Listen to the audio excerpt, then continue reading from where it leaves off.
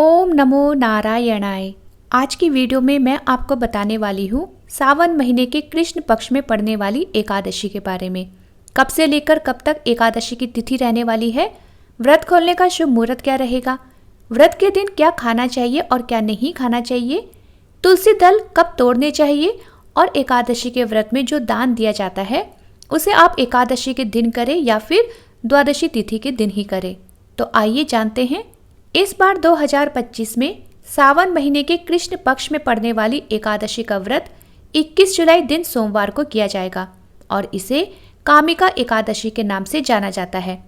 एकादशी की तिथि प्रारंभ हो रही है 20 जुलाई दिन रविवार की दोपहर 12:12 पर और ये तिथि समाप्त हो जाएगी 21 जुलाई दिन सोमवार की सुबह 9:40 पर। इसलिए एकादशी का जो व्रत रखा जाएगा वो रखा जाएगा 21 जुलाई दिन सोमवार को। अब जानते हैं द्वादशी तिथि के बारे में। 21 जुलाई दिन सोमवार की सुबह 9:41 से द्वादशी तिथि प्रारंभ हो रही है और जो समाप्त होगी 22 जुलाई दिन मंगलवार को सुबह 7:05 पर। कामिका एकादशी के दिन यानी 21 जुलाई दिन सोमवार को ब्रह्म मुहूर्त का जो समय रहेगा वो रहेगा सुबह 4:22 से लेकर सुबह 5:10 तक। सूर्योदय होगा सुबह 5:20 पर और सूर्यास्त का समय रहने वाला है शाम 6:48 पर। अभिजीत मुहूर्त रहेगा दोपहर 12:01 से लेकर दोपहर 12:55 तक और राहु काल का जो समय रहेगा वो रहेगा दोपहर 3:36 से लेकर शाम 5:07 तक। अब जान लेते हैं व्रत खोलने के शुभ मुहूर्त के बारे में। तो 22 जुलाई दिन मंगलवार की सुबह 5:35 से लेकर सुबह 7:05 तक का समय व्रत खोलने का रहेगा। इस बार कामिका एकादशी के दिन सावन का दूसरा सोमवार भी रहने वाला है।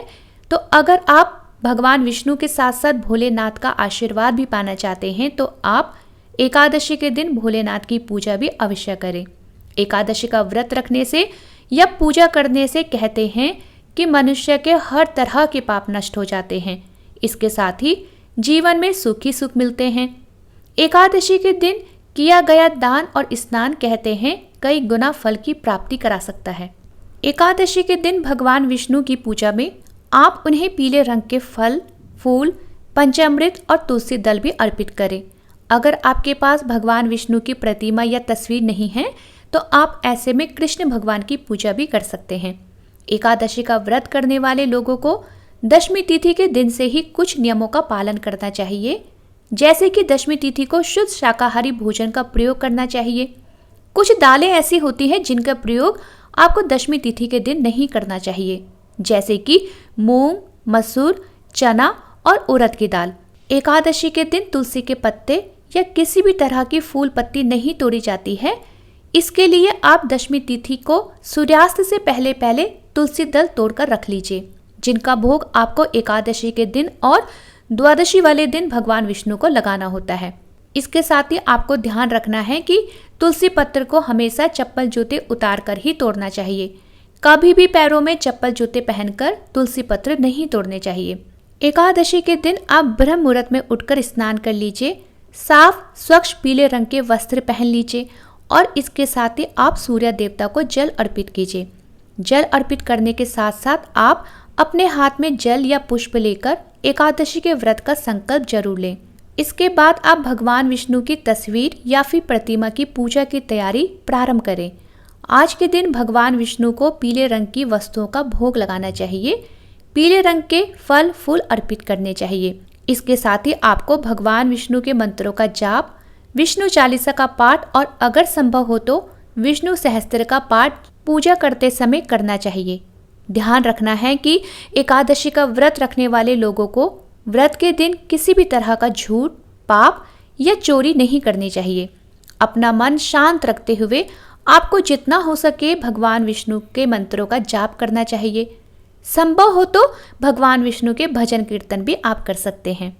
एकादशी के व्रत में बहुत से लोग केवल दूध, चाय या फल ही ग्रहण करते हैं या फिर फलाहार करते हैं। तो आपने जैसा भी संकल्प लिया है, जिस तरह से भी आप आज तक व्रत करते आए हैं, उसी के नियम के अनुसार आप अपना व्रत करें। एकादशी का व्रत अगले दिन यानी कि द्वादशी तिथि को खोला जाता है। द्वादशी तिथि को भी एक ऐसा समय आता है जिस समय पर आपको अपना व्रत कभी नहीं खोलना चाहिए, और वो समय होता है हरिवासर का समय। हरिवासर वो समय होता है जब द्वादशी तिथि प्रारंभ हुई होती है, तो उसका जो पहला 1/4 पहर होता है उसे ही हरिवासर कहा जाता है। ऐसे समय में की गई पूजा पाठ को भगवान विष्णु स्वीकार नहीं करते हैं, तो आप इस पहर को बीत जाने दें और उसके बाद ही अपनी पूजा प्रारंभ करें और अपना व्रत खोलें। आपको एकादशी व्रत खोलने का शुभ समय इस वीडियो के शुरू में बता चुकी हूँ, तो आप उसी समय में अपना व्रत खोल सकते हैं। व्रत खोलने से पहले किसी ब्राह्मण को या किसी निर्धन व्यक्ति को दान देकर ही अपना व्रत खोलें। आप सुबह के समय दान देने का संकल्प भी द्वादशी तिथि के दिन जरूर कर लें। कहा जाता है कि संकल्प लेकर किया गया दान कई गुना फल की प्राप्ति कराता है, और ऐसा दान आपको हमेशा जीवन में सफलता प्राप्त कराता है। कई बार ऐसा भी होता है कि द्वादशी के दिन जो शुभ मुहूर्त होता है व्रत खोलने का, वो बहुत ही कम समय के लिए होता है। तो ऐसे में कई लोगों का प्रश्न हो सकता है कि इतने कम समय में हम दान नहीं कर पाते हैं। तो आप ऐसी स्थिति में दान के नाम पर जो भी अनाज, वस्त्र या फिर रुपए पैसे का दान आप करना चाहते हैं, तो आप उस सामग्री को या उस दक्षिणा को दान के नाम पर उठाकर रख लीजिए, और जब भी आपको पूरे दिन में जिस भी वक्त समय मिले, फिर ये दान आप किसी ब्राह्मण को दे दीजिएगा। और आप किसी गाय को रोटी, चना या फिर गुड़ खिलाकर अपना व्रत खोल सकते हैं। द्वादशी तिथि की पूजा में आप भगवान विष्णु को भोग जरूर लगाएं। जो भी भोग आपने बनाया हो, चाहे शुद्ध सात्विक भोजन आपने बनाया हो या फिर केवल फलों का भोग आप लगाना चाहते हैं या फिर किसी मिठाई का भोग आप भगवान को लगाना चाहते हैं, आप भोग के रूप में लगा सकते हैं और फिर उसी भोग से अपने व्रत का पारण करें। बहुत बार ऐसा होता है कि द्वादशी तिथि के बाद से त्रयोदशी तिथि प्रारंभ हो जाती है, तो ऐसे बहुत से लोग हैं जो प्रदोष व्रत भी रखते हैं, क्योंकि उन्होंने एकादशी का व्रत भी रखा होता है। तब आप ऐसा कर सकते हैं कि द्वादशी तिथि के दिन जल के साथ तुलसी के पत्ते निगलकर आप अपना एकादशी का व्रत खोल सकते हैं, और इसके बाद आप अपने प्रदोष व्रत करने का संकल्प भी ले सकते हैं। कहा जाता है कि तुलसी के पत्ते कभी भी चबाने नहीं चाहिए। 1 या 2 पत्ते जितने भी आप निगल सकते हैं उसे आप पानी के साथ ले लीजिए।